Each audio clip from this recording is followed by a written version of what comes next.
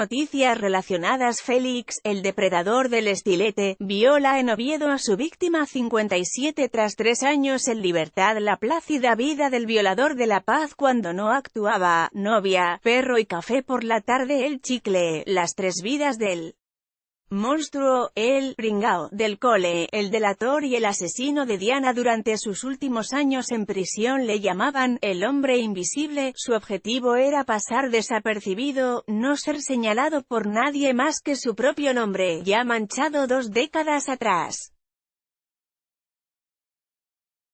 A Juan Carlos Gómez Ruiz le pasa como a muchos otros violadores: cuando entran en la cárcel, pierden todo el poder que ejercían vilmente sobre sus víctimas, se acongojan e intentan sobrellevar su penitencia con el mayor sigilo posible.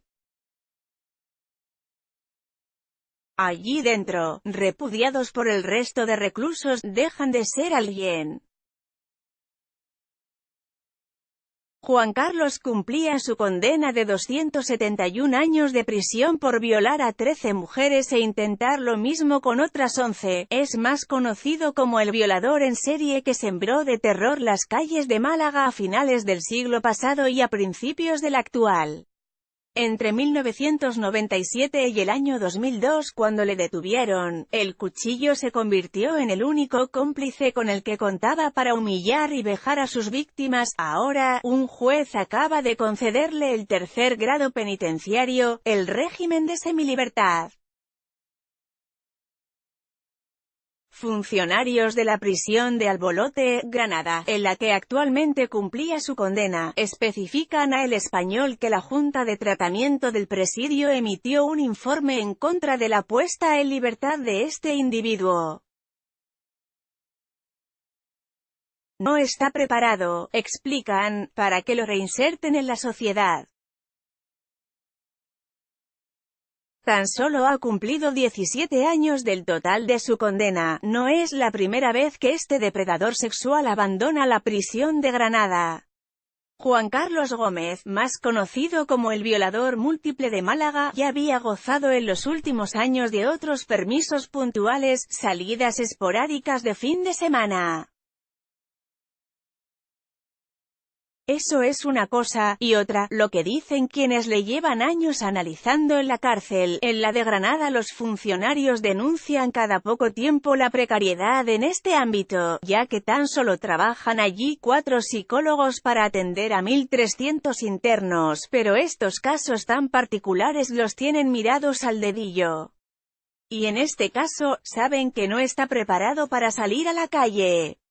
En aquel entonces, la Policía Nacional anduvo tras sus huellas durante 5 largos años.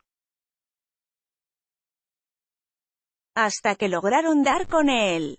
Le detuvieron en un operativo en el que participaron hasta 50 agentes. Depredador de barrio humilde, nació en el barrio de Portada Alta.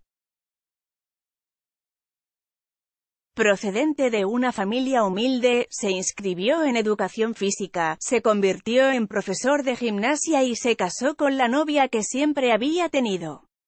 Un hombre en teoría modélico, sobre el papel trabajador, en apariencia bueno. Sus 2 pasiones, la docencia y el deporte, las combinó en las clases que impartía en el Colegio Rosario Moreno. Clases de gimnasia durante años. En secreto, mantenía una tercera pulsión, la de forzar y violentar a todo tipo de mujeres que se le pusiesen por delante. Las primeras denuncias llegaron en 1997. Todas se parecían, es decir, había un patrón común según el cual obraba el criminal. Todas eran rubias, jóvenes, con edades comprendidas entre los 18 y 23 años. Juan Carlos comenzó su actividad como depredador fijándose en gran parte en las madres de niños del barrio. Como muchos otros protagonistas de las páginas más oscuras de la crónica negra, el violador esbozaba su plan de ataque de forma extremadamente calculada. Cada paso era el producto de un profundo estudio. Lo primero que hacía era seguirlas con discreción, anotar todos sus movimientos, conocer cada detalle de sus vidas.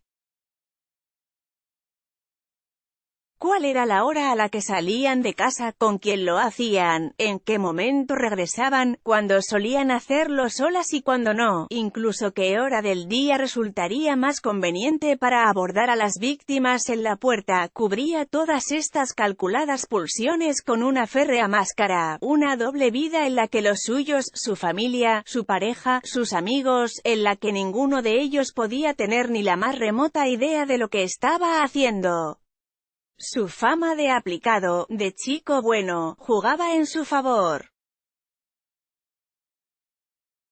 Esa era la fachada que escondía al monstruo. Una vez hecho el seguimiento, cuando lograba conocer todos los detalles de estas mujeres, las abordaba a la puerta de sus casas. Casi siempre llevaba un cuchillo. Todas esas violaciones se produjeron en la zona de la carretera de Cádiz. Con el cuchillo las intimidaba, y al final terminaba por violarlas. Esas fueron las primeras veces que salió de caza. Luego cambió. Se fijó en mujeres jóvenes, extranjeras, también rubias. Estos años empleaba ya el truco del fontanero. Se hacía pasar por revisor del gas. Entraba con ellas a cara descubierta. Y allí mismo las violaba. La caza del violador. Meses antes de su detención, en la comisaría de la Policía Nacional de Málaga se estableció un dispositivo de 35 agentes que, de forma permanente, tenían como único objetivo capturar a aquel violador que durante 6 años había tenido aterrorizada a las mujeres de media ciudad. Las descripciones distintas de las víctimas les llevaron a pensar que eran varios agresores diferentes actuando al mismo tiempo. Pero las coincidencias entre los relatos, más la detención, facilitaron que fuese identificado. Le tenían como objetivo principal y sabían el modo en que se movía. También que no contaba con antecedentes penales. Colaboraba en el filial del Málaga, en tercera división, en tareas administrativas. Un tío, en apariencia, limpio y formal. Todo esto lo supieron gracias al trabajo incansable de distintas agentes. Mujeres jóvenes en el cuerpo, se infiltraron como alumnas en distintas academias de idiomas, se hacían pasar por estudiantes para actuar como gancho, con el fin de dar con el violador. En uno de esos seguimientos tuvieron un aviso de que un falso fontanero habían intentado acceder a un edificio. Uno de los agentes camuflados le identificó. Esto se sumó a que 3 estudiantes suecas, residentes en la ciudad e interrogadas por la Policía Nacional, lograron identificarle. Y ahí se acabó su historia. Fue detenido el 4 de febrero de 2002 a la puerta del colegio en el que trabajaba. Registraron su casa y le interrogaron. Los agentes lograron documentar 12 violaciones, luego aumentaron a 13, consumadas por 11 intentos frustrados. Ahora tiene la posibilidad de abandonar la prisión en la que se encontraba. Los vecinos del barrio que sufrió sus andanzas se encuentran extraordinariamente atemorizados.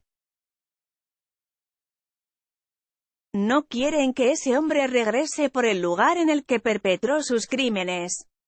Sienten pavor con su nombre. No lo quieren ni ver.